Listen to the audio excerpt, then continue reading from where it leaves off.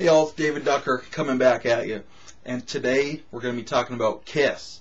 Not the heavy metal band, although they are awesome. We're going to be talking about keeping it simple, silly. So the KISS principle, it can apply to so many aspects of your life, and gaming is no different.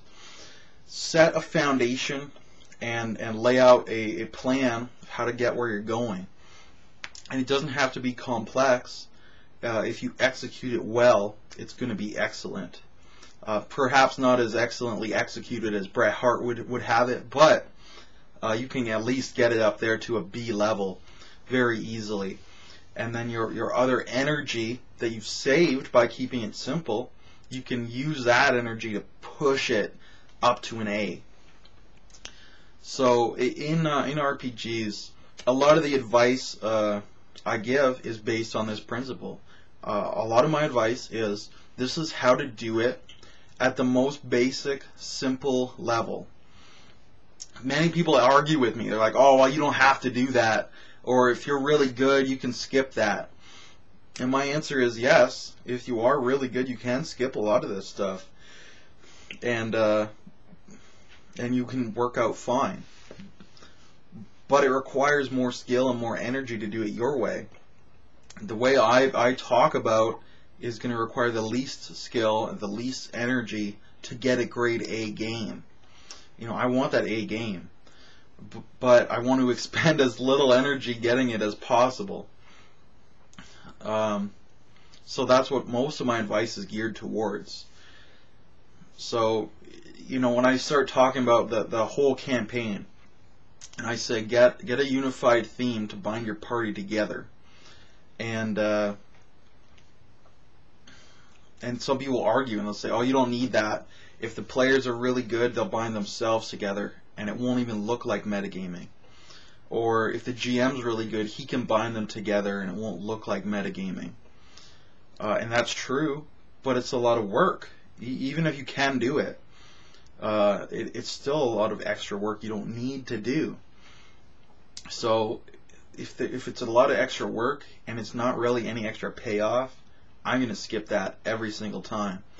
And we're going to come up with a unified theme. Why are we all together? And then we're going to go. Same thing. I always lay out my campaign. So we've got our theme. Now I, as a GM, will set up the storyline of rising action, climax, and then a denouement, perhaps. And I'll pre-plan it so it lasts about a year, because I like it to run about a year. And a lot of people will say, oh, you don't need to do that. A really good GM can take a generic setting and just take what the players do and turn that into a story that has a beginning, a middle, and an end, and that lasts about the same time that you want. You can do all that on the fly.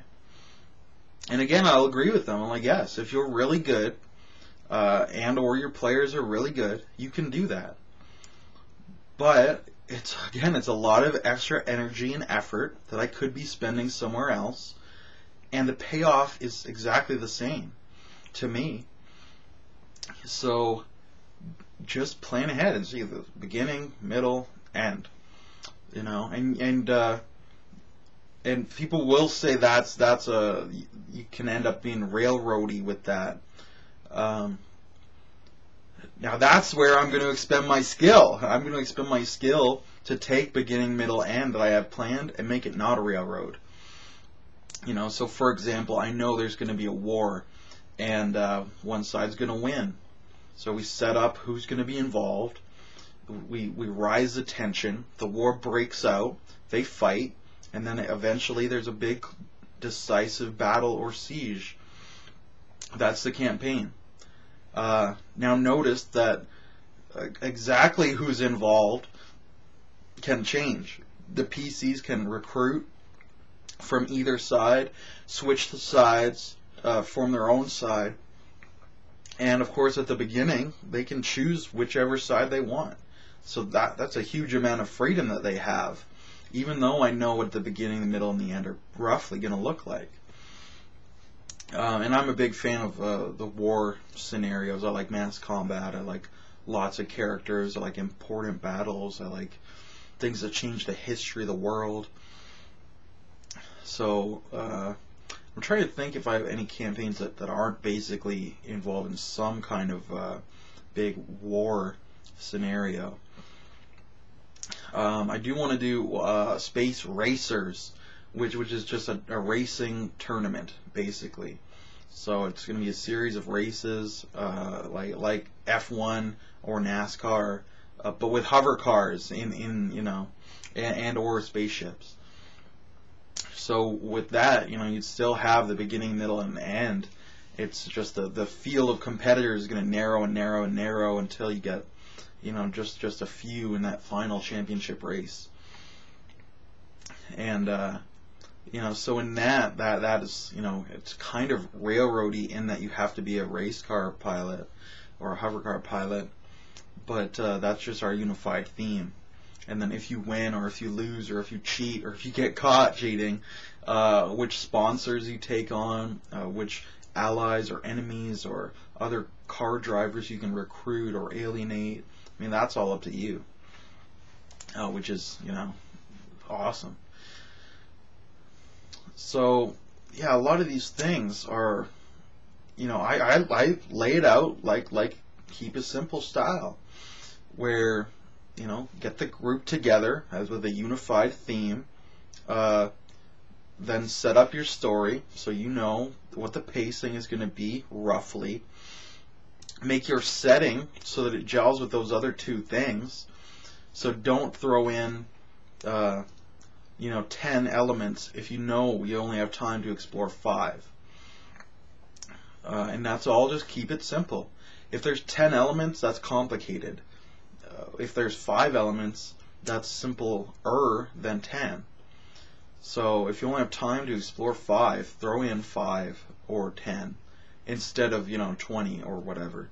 If you look at, and I'm thinking about like cultures, but this could also just apply to factions or guilds or whatever your setting is. Superhero teams, perhaps. Because if you got elves and dwarves and hobbits, and also ogres, goblins, and orcs, that's 6 cultures to explore, in addition to humanity. So if you only have time to explore 3, you probably don't want to put anything else in at all. You might even bump it down to 3, but certainly no more than 6. If you have time to explore 12, now that you've got those 6, maybe just don't even, if you've got time to explore 6, maybe don't even add any more. But if you do want to add more, add no more than 6 additional cultures. So that could be your satyrs, your centaurs, your minotaurs, let's get some harpies and gorgons and merfolk. Just throw those guys in. All the Greco-Roman races. Merfolk, aka Tritons. So now we got 12 cultures, and we can, if we have time to explore 6, we've got all these options. But if you look at, like the Pathfinder bestiaries or a lot of other settings, they have so many different things to choose from. It can be confusing. It can be too complicated. It can dilute each other. So I would definitely recommend you keep it simple on that aspect, and world design as well. Or guilds within the city, or religions, or schools of magic, or anything like that. Just keep it simple. Keep your time frame in mind. And then once you've got all this platform, you're like, I don't have to worry about the party coming together because we have a unified theme. I don't have to worry about finding a story because I already know what the story is going to be. It's going to be about a race or a war or a fighting tournament or an invasion, a civil war. It's going to be about caravans. It's going to be about a quest. It's going to be about whatever it's going to be about. So I don't have to worry about imposing that or finding that because it's just there. And for this setting, I don't have to worry about them wandering in an odd direction because I've defined the setting. I don't have to worry about them talking to a race that's in a splat book that I've never heard of, but they went looking for it because I've defined the world already. So I don't have to read up on 20 different races or 100 different races. If you're looking at like Pathfinder, I'm sure there's 100 playable races or 100 sapient races at least. So that's keep it simple. You don't have to, and you can still have good results. But to me, all the energy that you save can be put into other areas, and it prevents GM burnout, and it makes your life easier. If you can run a setting and it's easy for you, and you know you're the GM and you've got free time to do other stuff, then that's great. You know, I've been GMing for 3-4 years, every single week, never been burned out. I've been burned out on certain people, but we got rid of them, or we talked to them. But never have I been like, oh, I have to prep so much for next session.